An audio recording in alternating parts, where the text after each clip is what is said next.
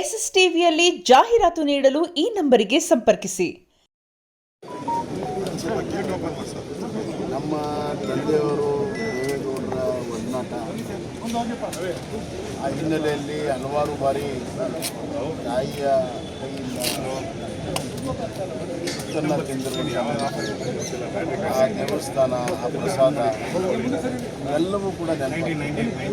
ವಾತ್ಸಲ್ಯ ಮೂರ್ತಿ ಶ್ರೀಮತಿ ಚೆನ್ನಮ್ಮ ಅವರು ಒಂದೇ ಒಂದು ಹೇಳಬೇಕು ಅಂತಂದರೆ, ಆ್ಯಸಿಡ್ ಗಾಳಿ ಆದ ಮೇಲೆ ನಾವೆಲ್ಲ ಭಾಳ ಜನ ಏನು ಚೇತರಿಸ್ಕೊಳ್ಳಲ್ಲ ಅಂತ ನಾವು ತಿಳ್ಕೊಂಡಿದ್ವಿ. ಆದರೆ ಅದು ದೈವ ಕೃಪೆ ಮತ್ತು ಅವರ ಆತ್ಮ ಸ್ಥೈರ್ಯ.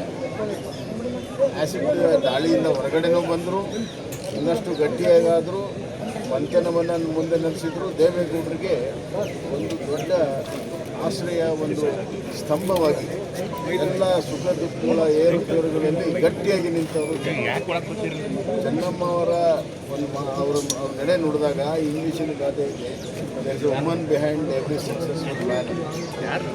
ಇದು ಚೆನ್ನಮ್ಮ ಅವರಿಗೆ ಹೇಳಿ ಮಾಡಿಸಿರುವಂಥ ಒಂದು ಗಾದೆ.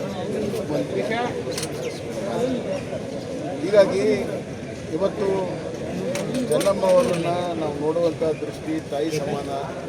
ಇಡೀ ಕರ್ನಾಟಕದ ಜನರಿಗೆ, ತಾಯಂದಿರಿಗೆ ಸ್ಫೂರ್ತಿ ಕೊಡುವಂಥದ್ದು. ಎಂಥ ಕಷ್ಟ ಬಂದರೂ ಕೂಡ ಜೀವನ ಉತ್ಸವವನ್ನು ಎಂದೂ ಕೂಡ ಮರಿದಂಥವು. ಜೀವನ ಉತ್ಸವವನ್ನು ಯಾವಾಗಲೂ ಇಟ್ಕೊಂಡು ಸದಾ ಸಕಾರಾತ್ಮಕವಾಗಿ, ದೇವೇಗೌಡರಿಗೆ ಹಿನ್ನಡೆ ಆದಾಗಲೂ ಕೂಡ ಅವರು ಸಕಾರಾತ್ಮಕವಾಗಿ ಧೈರ್ಯವನ್ನು ತುಂಬಿದ್ದು, ನಿಮ್ಗೆ ಒಳ್ಳೇದಾಗುತ್ತೆ ನಾಳೆ ಅನ್ನುವಂಥದ್ದನ್ನು. ಮತ್ತು ಅಮ್ಮ ಏನು ಪ್ರಿಡಿಕ್ಟ್ ಮಾಡ್ತಿದ್ರು, ಏನು ಹೇಳ್ತಾಯಿದ್ರು, ಅದು ಆಗ್ತಿತ್ತು. ಹೀಗಾಗಿ ಇಡೀ ಕರ್ನಾಟಕದ ತಾಯಿಯಂದರಿಗೆ ಒಂದು ಸ್ಫೂರ್ತಿ ಸರಿಯಾಗಿ ನಿಂತಿದ್ದಾರೆ, ಮಾದರಿಯಾಗಿದ್ದಾರೆ. ಅಂಥವ್ರು ಕಳ್ಕೊಂಡು ದೇವೇಗೌಡರ ಕುಟುಂಬ ಆಘಾತದಲ್ಲಿದೆ, ದುಃಖದಲ್ಲಿದೆ. ಅದರ ಜೊತೆಗೆ ಇಡೀ ಕರ್ನಾಟಕದ ಜನತೆಗೂ ಕೂಡ ವಿಶೇಷ ತಾಯಿಯಂದರಿಗೆ ತಗೊಂಡ್ಬರ್ತಾರೆ. ನೀವು ಬನ್ನಿ, ಹೋಗೋದೇನು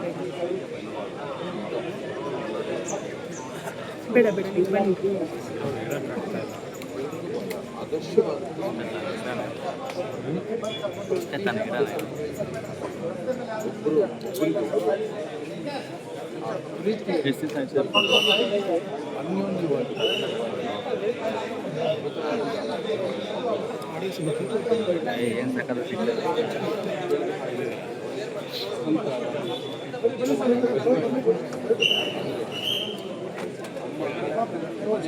ಎಲ್ಲವನ್ನು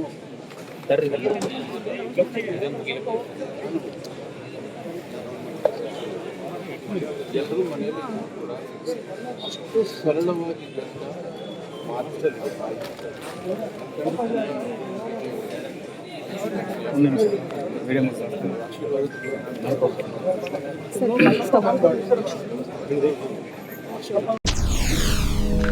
ಎಸ್ಎಸ್ ಟಿವಿ, ಸಿನಿಮಾ ಜಗತ್ತಿನ ಕ್ಷಣ ಕ್ಷಣದ ಸುದ್ದಿಯೊಂದಿಗೆ.